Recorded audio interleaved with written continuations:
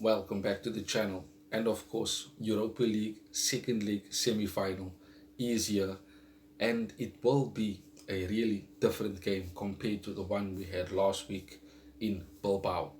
Of course, we know we are 3-0 ahead on aggregate, which is good. It seems like we have a foot already in the final. But if you remember, against Leon, it was 2-2 on aggregate. We went 2-0 up on the night, and within the dying moments of the game, we ended up being 4-2 behind, and we needed one of the greatest comebacks ever you have ever seen when it comes to Man United, and we came back 5-4. Now, I'm not saying that Athletic Bilbao are going to come and absolutely run riot and go 2-0 up and make it 3-2 on the night and give us a bit of pressure, but they are capable of scoring goals. If they do score one very early, they will get a bit of encouragement, they will get confidence, because in the first leg they started well, and if they took their chances, they probably would have been 2-0 up, and the game would have been completely different to what we saw last week. Being 3-0 up is all good and well, but we need to be using that to our advantage, because there's two ways you can go about it. On the one hand, you can attack Athletic Bilbao with absolute force from the very first whistle and then put pressure on them, knowing that if they concede another goal, it's 4-0, and it becomes impossible basically for them to come back, because I don't think we're going to be conceding 5 goals, especially since they are missing players, key players in their team. It was widely reported and officially reported by Athletic Bilbao that there is no Sunset, which is their top goal scorer. There's no Inaki Williams, no Nico Williams, and of course we know Vivian got the red card in the first leg. Those are four key players, starting 11 players for Athletic Bilbao. It's not to say they're going to be a much easier team to face. When the team doesn't have their star players, you tend to have a bit more confidence because you don't have to worry about their threats. But that doesn't mean that they don't have players of quality that can cause us trouble. So we still need to be wary of how they will approach this game. They will want to hold possession because that is what Athletic Bilbao does. That is what Spanish teams do. And if they do decide to come to Old Trafford and try to get a hold of the ball and play that possession football that they are naturally known to do, then this is where Amorim needs to be putting pace into our team. We need to be playing on a semi-counter attack, because we could literally bore and stink out the place. Literally just sit back and defend and defend and defend and then just hit them on the counter. Because if we make the game boring, Atletico Bilbao don't win. If we do decide to make it end to end, they will get opportunities.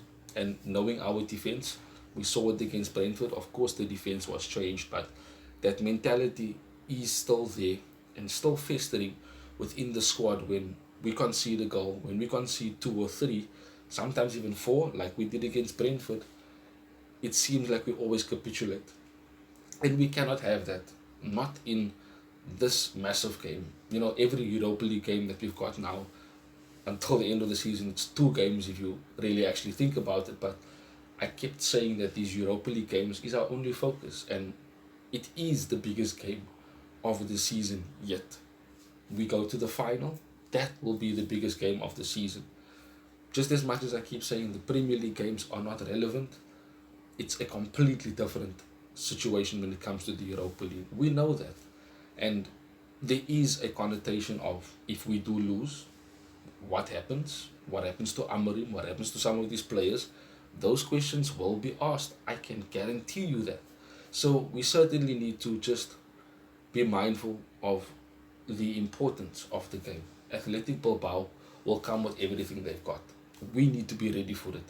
We need to find ourselves in a position of confidence, being ahead in the tie with our aggregate score, and of course playing at home.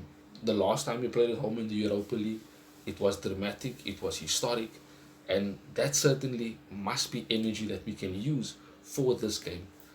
Because I will be devastated if Athletic Bilbao ends up turning this particular deficit around.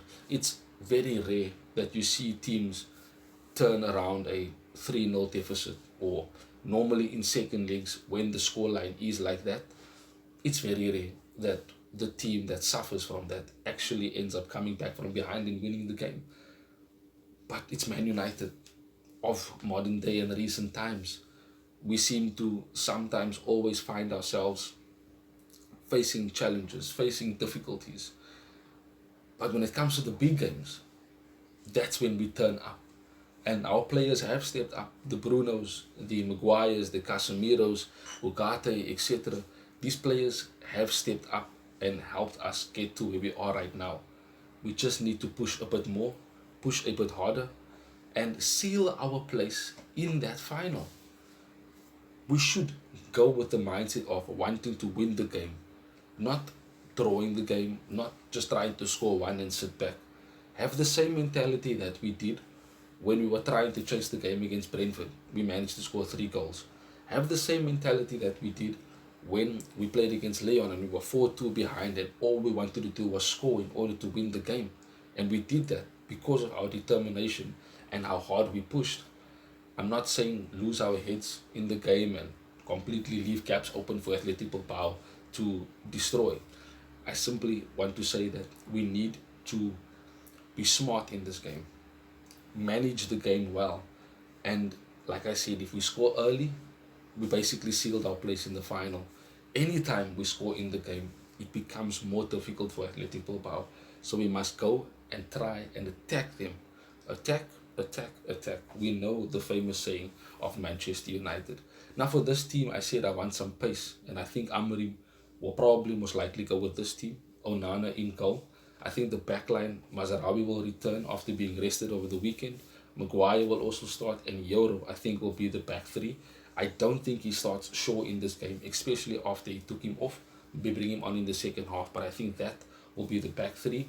I think Ahmad will come into play at right wing back to start the game, not because we don't have an option there, but because of his quality when he does play there. I think he will come in to start. Casemiro and Ugarte in midfield again, Dogu at left wing back, and I think the front three will be Bruno, Garnacho, and of course Hoyland up front. Now Bruno and Garnacho can of course alternate between left and right in terms of the number 10, so you would see that from the beginning of the game, and it could easily change as the game goes on, dependent on how our play develops. I did bring Ahmad into the team because of, I think Amorim will want to be on the front foot. So with him having Ahmad on the pitch, with him having a Dogu who is more attacking minded than a defensive player, we basically have 5 players in attack in order to go and score the goals that we need to seal our place in the final. It's going to be a tough game. I think Hoyland must step up in this game and try and do more than what he did in the first leg, try and get the goal perhaps. But we definitely do need to face this game with the same mentality we did when we were behind against Leon, and of course the way we played in that first half against Athletic Bilbao in the first leg. It will be a tough game, but I still believe that Man United will be going through to the final. I will continue to believe that until anything changes within the game. Subscribe to the channel, drop a like. Thank you for watching the video and of course for joining me today. Have a wonderful weekend. Enjoy the game till we see each other again soon. Bye bye. Thanks for watching. If you want more content on Manchester United, like, share and subscribe.